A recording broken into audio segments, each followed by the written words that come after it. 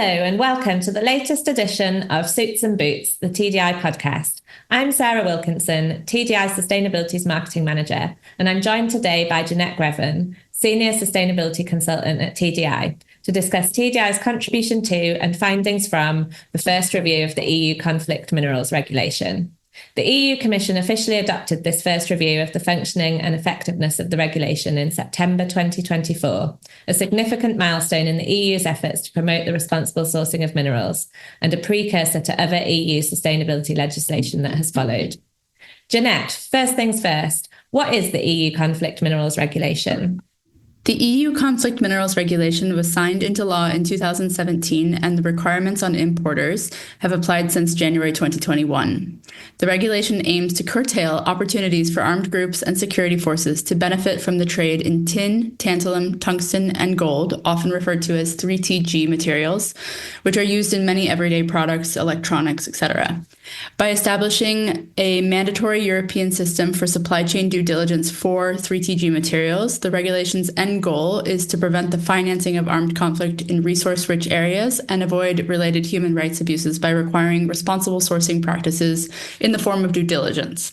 The regulation operationalizes, so to speak, the OECD's due diligence guidance for responsible mineral supply chains from conflict-affected and high-risk areas, which is seen as sort of the authoritative best practice in responsible sourcing.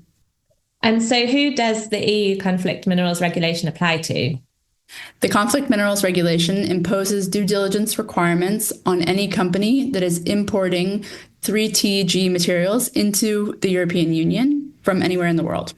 And why did the EU Commission commission the recent review of the regulation, and who carried it out? So in accordance with Article 17.2 of the regulation, the Commission was mandated to review the functioning of the regulation by 2023, when we started working on it, and then every 3 years subsequently. This first review process was supported by an external study that TDi led, working in consortium with 2 other companies. TDi's team members led the review of the effectiveness and functioning of the regulation in Europe, including its impacts on European importers of 3TGs. And what did the review involve? All right, so there were several pillars of the research project. The first one involved looking at how the regulation has been implemented in Europe. So we looked closely and interviewed the member state competent authorities and tried to understand the process that they've gone through to implement the regulation in Europe and the impacts of that implementation on European importers. The other main part of the project looked at the impact of the regulation in conflict-affected and high-risk areas. So we looked at about 12 different countries, which are either trading hubs for 3TG materials or extraction countries for 3TG materials.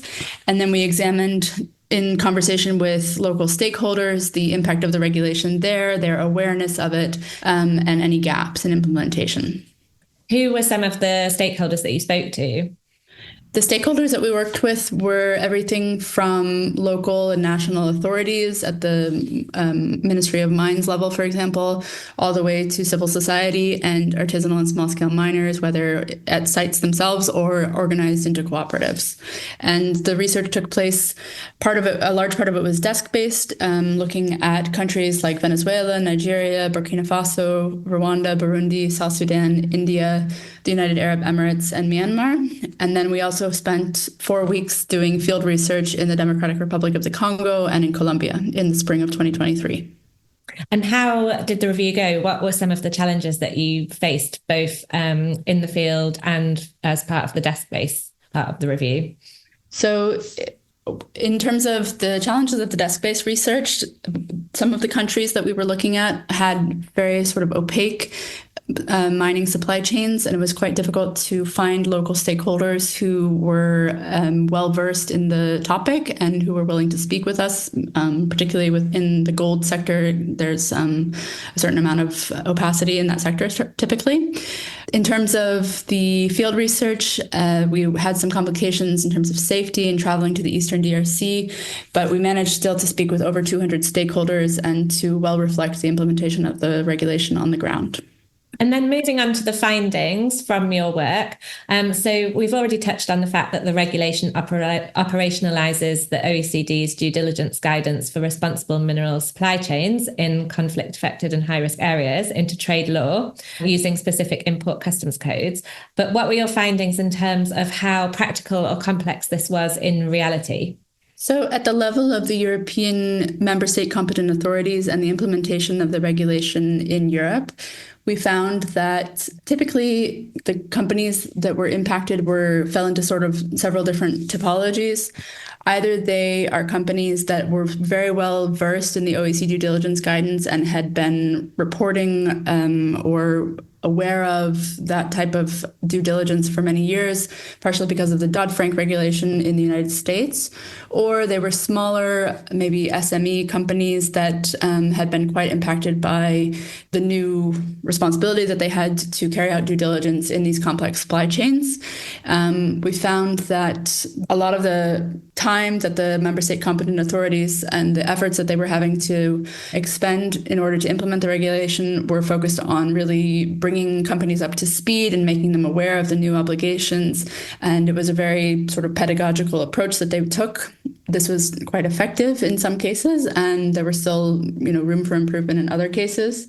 In terms of the implementation of the regulation on the ground, so the way that the regulation is formulated, it focuses on the importers of specific customs codes into the European Union. In fact, most of those customs codes are not being directly imported into the European Union. They're smelted or refined in another third country. So the direct imports of tantalum, tin, tungsten, and gold from, for example, the DRC, where we were for 2 weeks, into the European Union is minimal, if not non-existent, according to official customs numbers. And this is reflected also in the awareness of stakeholders on the ground in those countries, in the DRC in particular, and in Colombia. In those places, there had not been very much direct outreach from the European Union, but there was also not very much direct applicability of the regulation because there was nothing in particular for stakeholders there that they could be doing. That being said, there was a lot of interest in and appetite for increased engagement from the European Union and a strong sense that the implementation of due diligence is a good practice and benefits supply chains and communities in those countries. So I would say those are the main findings. And some of those challenges that you've mentioned, how do you think that those could potentially be overcome? I think that the main thing would be outreach, and in particular with government and with civil society, and then also looking at the technicalities of the regulation and whether the scope should be made to better reflect the realities of some of the supply chains. If the European Union's objective is to ensure that minerals that are originating in conflict-affected and high-risk area countries are not arriving in the European Union without appropriate due diligence, there should be perhaps a widening of the scope to include minerals and metals that are not coming directly from those countries. So what additional measures could the European Union put in place to increase the functionality of the regulation or improve the functionality of the regulation? So the European Union has put together a set of tools and initiatives that are intended to bolster the effectiveness of the regulation. And just to speak to a couple of those, one of those is a CARA identification, or conflict-affected and high-risk area identification map and information that is run by a third-party provider. And a lot of companies reported really making use of that once they were aware of it. So I think that the European Union, in keeping with some of the other issues that we've raised, there's a need for greater outreach to make sure that more companies have access to that tool and are aware of the value that it provides. On the other hand, many of the stakeholders that we spoke with were also not aware of the Due Diligence Ready platform, which is run by the Commission, and those tools would need to also be made more available to other companies in Europe to be useful for them, and perhaps additional added because of the complexity of doing upstream due diligence. Where do you think the conflict minerals regulation fits with other EU regulations like the Corporate Sustainability Reporting Directive, CSRD, and the Corporate Sustainability Due Diligence Directive, CSDDD? The conflict minerals regulation, because it was already passed in 2017 and came into force in 2021, is really the forerunner to these other sustainability regulations in the sense that it has the concept of due diligence and upstream responsibility, upstream accountability at its core. We've just seen with the omnibus changes to the EU sustainability regulations that the EU's leading position on sustainability seems to be shifting. And in times of economic uncertainty, the Commission seems to be seeing that some of these reporting requirements are costly for European companies and disincentivize growth. I think that's an unfortunate conclusion to draw because actually the EU could simply better equip companies in the member states to carry out due diligence that has an actual impact and make European businesses more competitive and resilient in doing so. So what should companies be doing then to make sure that they comply with the conflict minerals regulation requirements on a practical level? So the core of the regulation is really about progressive, gradual improvement and engagement with your supply chain. And companies at any stage of the journey of carrying out their upstream supply chain due diligence can embrace that principle and continue to attempt to improve their performance and to work with as many stakeholders as possible. And how can TDi Sustainability help companies with those requirements? So TDi's involvement in producing the study for the European Commission's review of the conflict minerals regulation enables us to offer very detailed insight into understanding and implementing the requirements of not only this regulation, but other sustainability regulations. We really have an insight into how the EU functions in this regard, I believe, from this project. And through that, we can provide our clients the tools to effectively communicate compliance efforts to all of the necessary stakeholders. Our expertise is not just in regulatory insights, but it's also in digital tools, responsible sourcing research, and human rights strategies, all of which are crucial for companies navigating regulations like the conflict minerals regulation. We can also advise on cross-applicability with other EU regulations, including the CSDDD, the CSRD, the batteries regulation, the EU forced labor regulation, and the Critical Raw Materials Act. Beyond that, this project exemplifies the type of research expertise that TDi has. We do complex on-the-field and desk-based research for multilateral development organizations, multilateral banks, government agencies, and big multi-stakeholder groups. We have a clear track record in putting together robust research methodologies, both in the field and desk-based, that captures all of the data that you need in order to understand the complexity of the research questions that you're answering.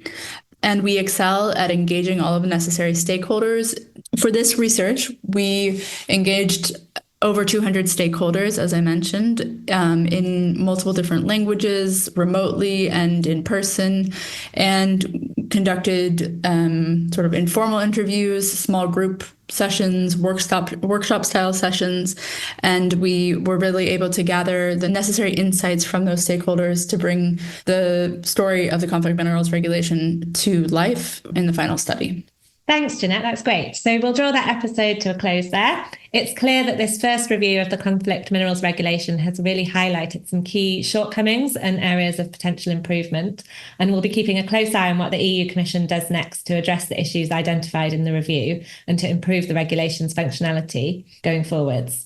The links to the European Commission's review and supporting study that TDi carried out are available on the TDi website and in this podcast intro. You can find the links there as well. So please get in touch if you have any questions about the review or if you'd like to discuss what the regulation means for your business. Thanks for listening to this episode of Suits and Boots.